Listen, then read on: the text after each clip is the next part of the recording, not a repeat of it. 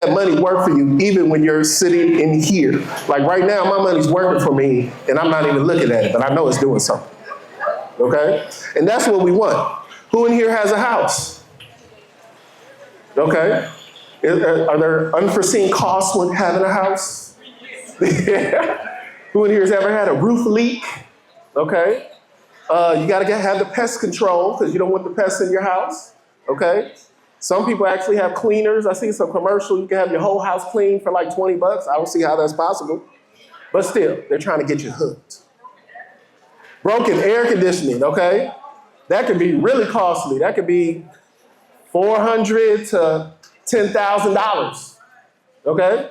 If you have to get it replaced, just getting it repaired could cost a couple of hundred to a couple of thousand. And then we have healthcare costs. As you get older, those costs go up. Those costs go up. Okay? But main thing is we want to keep you alive. Who in here has a phone? I noticed that those phone prices keep going up. Now a new iPhone is what, $1,600? That's crazy. So the main thing is we have to understand our money. We have to know what our money is doing, but we have to understand what we want it to do. What's important to you? So when we talk about money and we talk about life, here are some of the common characteristics that people evaluate when they talk about money and life, okay? We have education, retirement. Who in here wants to retire? Who in here is already retired? Anybody retired? Who in here wants to retire? Okay. Then we have investments, travel, charitable giving, because we want to get to the point where we can help the next person along so we can give back to our community. Okay. Some of us are already doing it right now in tithe with the church, but there's a whole bunch of other stuff you can also do to give back to your community. Family. Who in here likes their family? So money allows for you to do more stuff with your family and have more time with your family. Entertainment. Who in here likes to have fun? What do you do for entertainment? Who in here goes to concerts, listens to music? Some of that stuff can get a little costly, like, what is it, Beyonce concert tickets are $400? People are paying, $1,500 to take a photo with Chris Brown? Okay.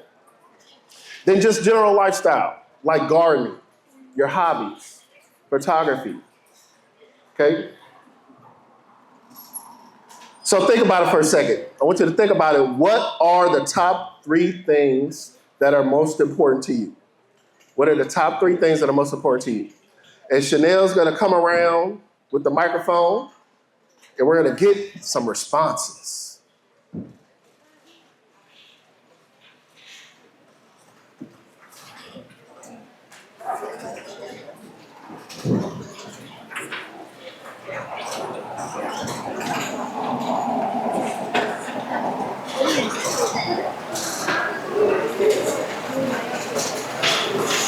Think about it, think about it. Think about it, think about it, think about it. All right, let me get one person to volunteer to tell me the top 3 things that matter to you. In fact, Chanel, just pick somebody. Oh, we gotta take her over here. First thing is God. Okay, first thing is God. Making it to heaven. That's the very first. Making it to heaven. Then making sure that my family, well, my grandbaby, is educated. Then I'm about to stay, and I want to stay. Okay, education and family. And then I want to travel. Okay, and travel. Okay. Anybody else has something different or something similar? Safety. Okay, safety. Well, you said a lot with that one word. So that's why we're here. Having your finances in order creates safety. A lot of people get stressed out when they don't know what's happening with their money. And a lot of people have less stress when they have additional money in reserve for when those stressors pop up. Who in here would get stressed out if they were, let's say, in a car accident? Would anybody get stressed out? Yep. Why? Just an accident. But let's say you came out unscathed. No harm? You were in the accident. What are some stressors of being in a car accident?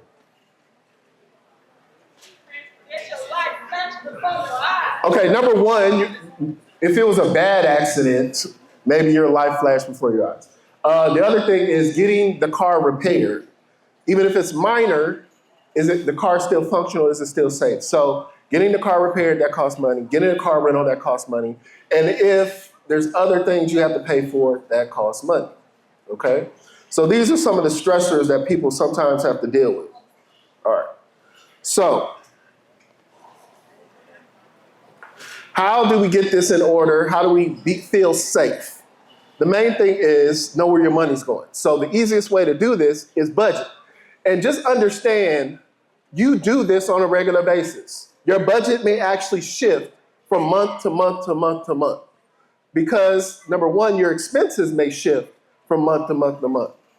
And then your income may shift from month to month to month, okay? But you come up with a strategy so that way it's less stressful, it's more organized. So here we have a rule for budgeting called the 50-30-20 rule. Everybody say 50, 20, 30, rule. Say it one more time. 50, 20, 30, rule. The more you repeat something, the more you remember it, the more you do it, okay? So what is this strategy talking about? We're using 50% of whatever money we get every month. We're using it for our needs.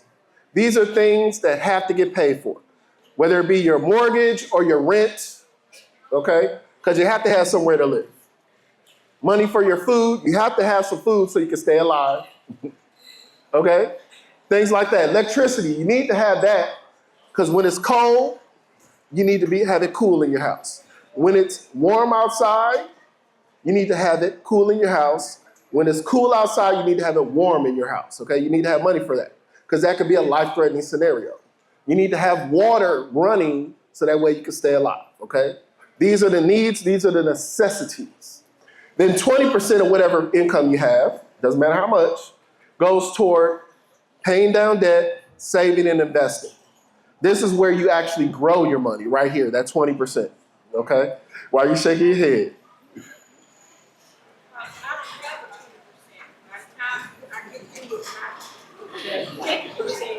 It's not 50%, it's like 80%. Okay. And I don't have a 20 because then I got to go down to 30 anyway.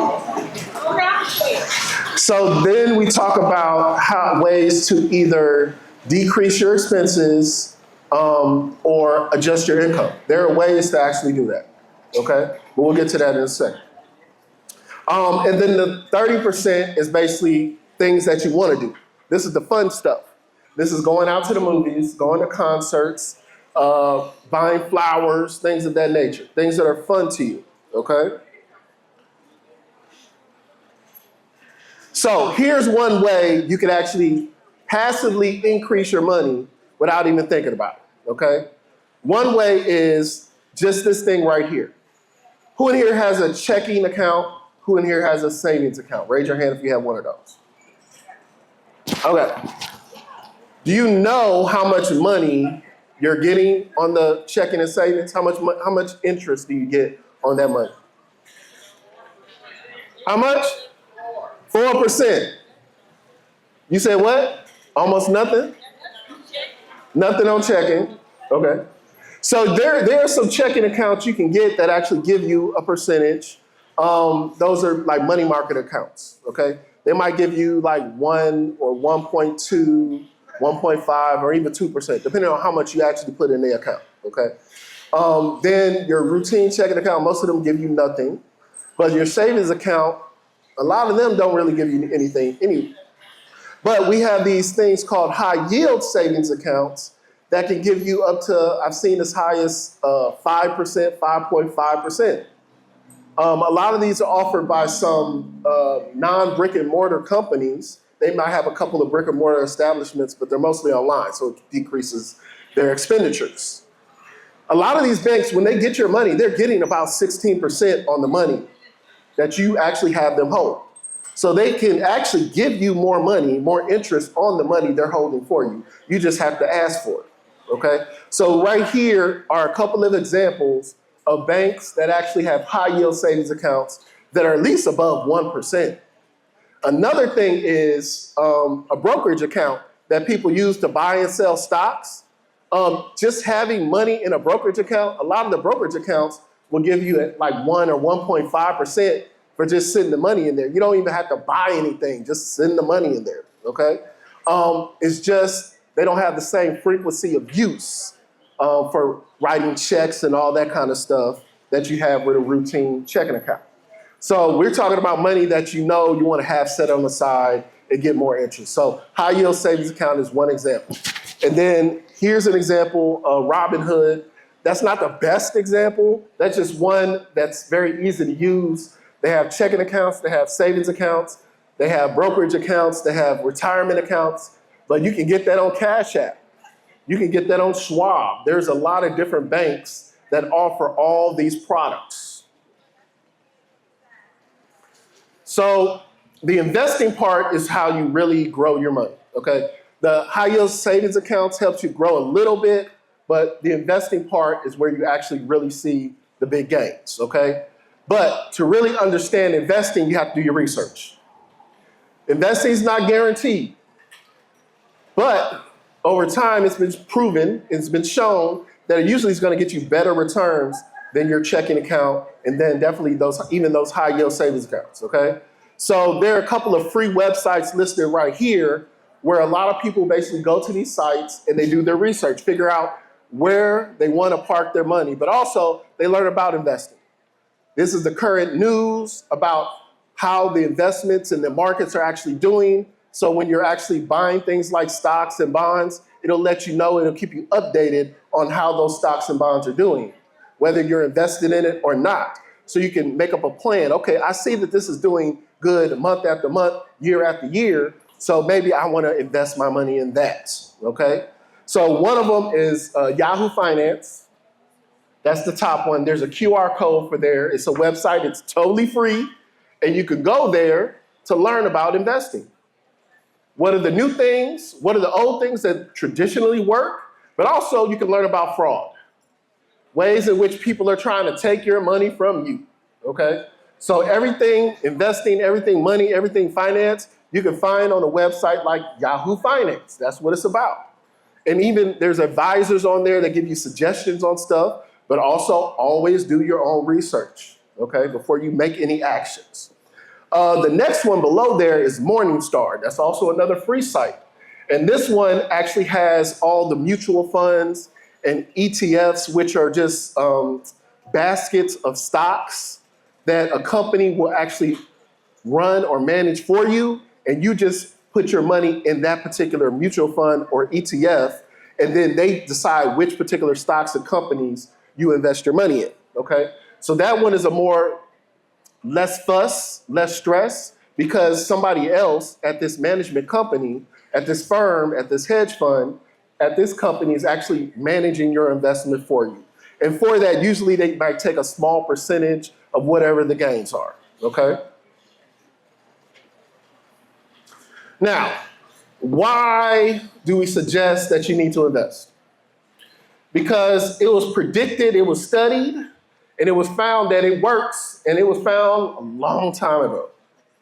Right here, there's a thing called the minimum cycle, and this was basically a theory created in 1872 that basically says the economy and the market's gonna constantly go up and down, up and down, up and down, up and down. But in the long run, you're always gonna have a slight increase, a slight gain. So you always get a little bit of growth in your money when you invest in the stock market, okay? Even when you hear about the economy is crashing, oh no. Based upon this theory, it's letting you know that don't stress out, okay? Eventually it'll come back. Usually when there are these market crashes, kind of like what happened during COVID, they only last about 18 months, okay? So if you don't need the money right away, meaning next month, in the next 3 months, in the next 6 months, just leave it there. Don't do anything. It'll come back. But a lot of times people have fear about the market, so they don't leave it there. But there are these things called in investment calculators that actually help you understand how the money can actually grow. And these are free resources as well. These things, you actually put in the calculation of how much money you want to invest, and it can give you a prediction as to how much gain you may potentially get from the investment, okay? So here I have an example. Let's say you invest $1,000 a year. You start off with like a deposit. In this case, it can be whatever you want, but in this case, I'm using $20,000, okay? It can be more, it can be less. I just want to show you how the money can grow over time. So in this case, you start off with $20,000 and you leave it in the market. You invest it for 10 years. The rate of return is even higher than, the suggested rate of return is actually higher than those high yield savings accounts. Let's say it's about 6%. In the market, you usually get somewhere between 10 and 16% every year. So it fluctuates. Some years it's higher, some years it's lower, okay? But here I gave a very low estimate of 6% growth, okay? And you put another $1,000 in every year for 10 years, okay? So in this particular analysis, it's basically saying you basically get an extra $18,997 for that money you invested because you just put it in the market, you invested it, okay? So who in here wants an extra $18,000? Okay. So all you have to do is put it in this particular account, just like you would a savings account. And you just sit it there. Don't stress out. Don't keep looking at it every day. Monitor it like once a month, every 3 months, every 6 months. Make sure your money's still there, but don't stress out when you see it fluctuate a little bit, because it's gonna do that. But what you really wanna see is over time, how it actually grows, okay?